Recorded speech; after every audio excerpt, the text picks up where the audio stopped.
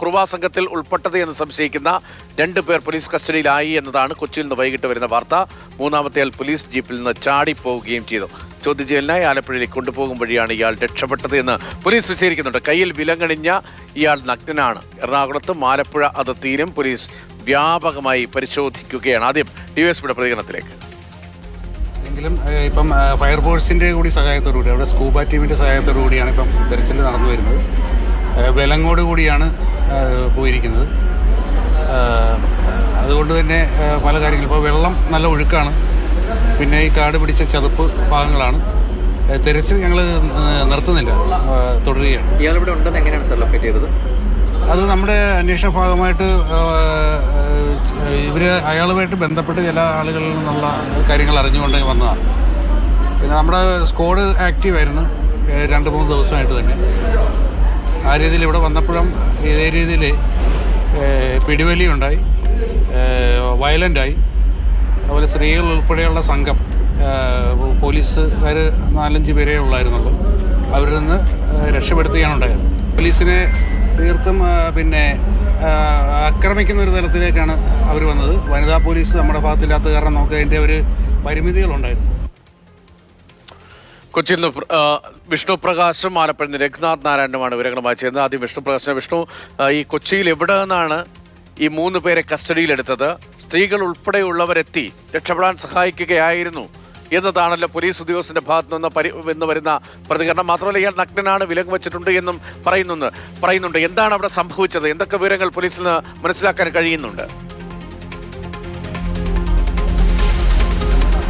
രതീഷ്, ഇന്ന് വൈകിട്ടോടെയാണ് ഈ അന്വേഷണ സംഘം ഈ പ്രതികൾ താമസിക്കുന്ന കുണ്ടന്നൂർ പാലത്തിനടുത്തുള്ള ഈ പ്രദേശത്ത് വരുന്നത്. ഇപ്പോൾ ഈ ആലപ്പുഴയിൽ നടക്കുന്ന കുറുവ സംഘങ്ങളുടെ എന്ന് പറയുന്ന മോഷണവുമായി ബന്ധപ്പെട്ട് പോലീസ് നിരന്തരമായി അന്വേഷണം നടത്തി വരികയായിരുന്നു. അപ്പോൾ ആലപ്പുഴയിലടക്കം ഇവർ വിവിധ ഈ ഇത്തരത്തിലുള്ള കേസുകൾ ചെയ്യുന്ന കുറ്റവാളികളെ പോലീസ് ചോദ്യം ചെയ്യുകയുണ്ടായിരുന്നു. അവരിൽ നിന്നാണ് ഇത്തരത്തിൽ സന്തോഷ് എന്ന് പറയുന്ന ഒരു ആൾ ഈ പ്രദേശത്തുണ്ട്, ആൾ ഇത്തരമുള്ള മോഷണങ്ങൾ ചെയ്യുന്ന ആളാണെന്നുള്ള വിവരം പോലീസിന് ലഭിക്കുന്നത്. അങ്ങനെയാണ് ഇന്ന് വൈകിട്ടോടുകൂടി മണ്ണഞ്ചേരി പോലീസ് ആലപ്പുഴയിൽ നിന്നും എറണാകുളം കുണ്ടന്നൂരിലോട്ട് വരുന്നത്.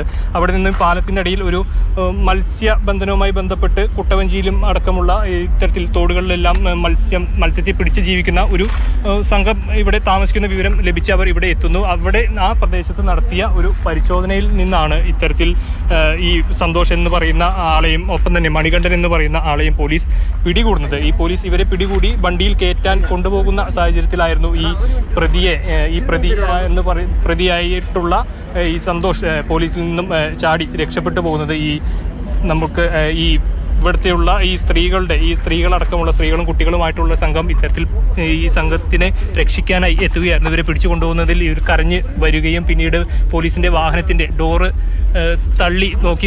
തള്ളി പോകുന്ന ഒരു സാഹചര്യം ഉണ്ട്. ഇപ്പോൾ നമുക്ക് കാണാം ഈ പ്രദേശത്ത് പ്രതിയായ സന്തോഷ് ഒളിച്ചു താമസിക്കുന്ന ഒരു ഇടമാണ് ഈ കാണുന്നത്. ഇതിൽ മണ്ണിനടിയിൽ കുഴി കുത്തി ആണ് ഈ പ്രതി ഒളിച്ചു കഴിഞ്ഞു വന്നിരുന്നത്. ഇവിടെ നിന്നാണ് പോലീസ് പിടികൂടുന്നത്. നമുക്കറിയാം, വളരെ വൃത്തിഹീനമായിട്ടുള്ള സാഹചര്യം. സംശയമുള്ളത്, ഇപ്പൊ 3 പേരെ കസ്റ്റഡിയിലെടുത്തു. അതിൽ ഒരാളാണ് ചാടിപ്പോയത് എന്താണ് പോലീസ് നൽകുന്ന വിവരം? ഈ 3 പേര് ഇവിടെ നിന്നാണോ പിടിയിലായത്, അതോ ഇവിടെ നിന്ന് ഒരാൾ മാത്രമാണോ? ഇപ്പോൾ നിരപരാധിയാണെങ്കിൽ ഇങ്ങനെ മണ്ണിനടിയിൽ കുഴികുത്തി ഈ കാണുന്ന പോലെയുള്ള സ്ഥലത്ത് ഒളിച്ചിരിക്കേണ്ട സാഹചര്യം എന്താണ്?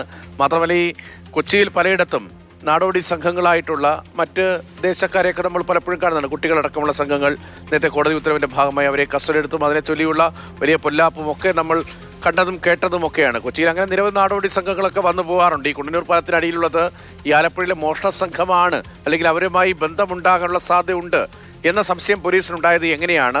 ഇവരെ കസ്റ്റഡിയിലെടുത്തതിൻ്റെ പശ്ചാത്തലത്തെക്കുറിച്ച് പോലീസ് വിശദീകരിക്കുന്നത് എങ്ങനെയാണ്?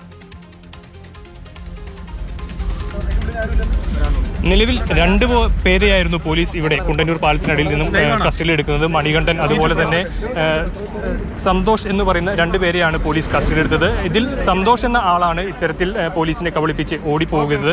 നേരത്തെ ഉണ്ടായിരുന്ന ഈ മണികണ്ഠൻ എന്ന് പറയുന്ന ആളെ പോലീസ് ഇപ്പോൾ നിലവിൽ പോലീസിന്റെ കസ്റ്റഡിയിൽ തന്നെയാണ് അയാളുള്ളത്. അയാളെ അന്വേഷണത്തിന്റെ ഭാഗമായി ആലപ്പുഴയിലേക്ക് മാറ്റിയിട്ടുമുണ്ട്. ഇവർ പോലീസ് പറയുന്നത് ഇത്തരത്തിൽ ആലപ്പുഴയിൽ നടക്കുന്ന ഈ മോഷണത്തിന്റെ പശ്ചാത്തലത്തിൽ ഇവർ അന്വേഷണം നടത്തി വരികയായിരുന്നു. അപ്പോൾ ഓരോരുത്തരെ ചോദ്യം ചെയ്ത് അത്തരത്തിൽ അങ്ങനെ ചോദ്യം ചെയ്തവരിൽ നിന്ന് കിട്ടിയ ഒരു വിവരത്തിന്റെ അടിസ്ഥാനത്തിലാണ് ഇത്തരത്തിലൊരു സന്തോഷ് എന്ന്